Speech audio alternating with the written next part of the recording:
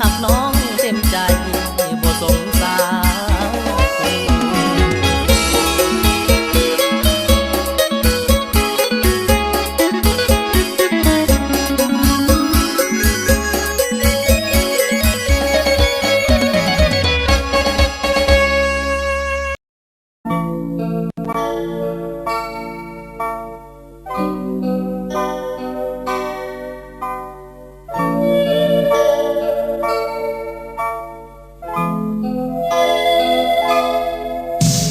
บางครั้งก็ต้องหลั่งน้ำเหงื่อ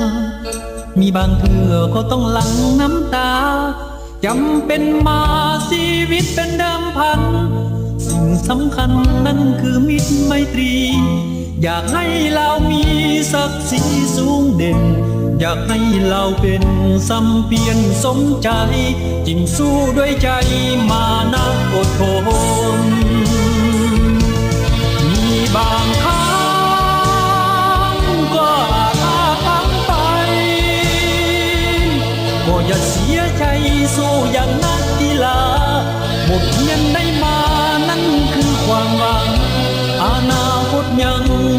เมืองสดใสเข้มแข็งก้าวไปนักกีฬาลาลาลาลาลาลาลาลาลา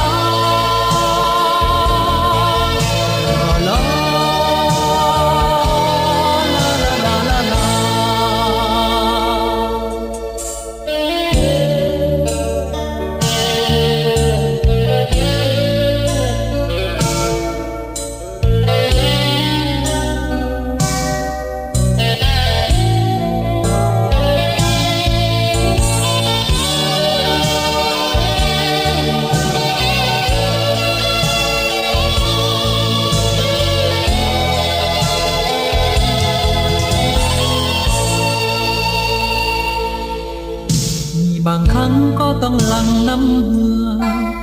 มีบางเทื่อก็ต้องหลั่งน้ำตาจำเป็นมาชีวิตเป็นเดิมพันสิ่งสำคัญนั่นคือมิตรไมตรีอยากให้เรามี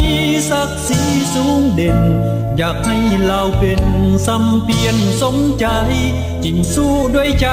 มานะอดทนมีบางครั้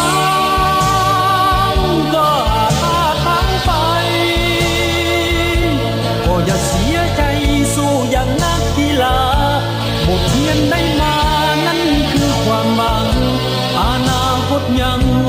เมืองสดใสเข้มแข็งก้าวไปนะ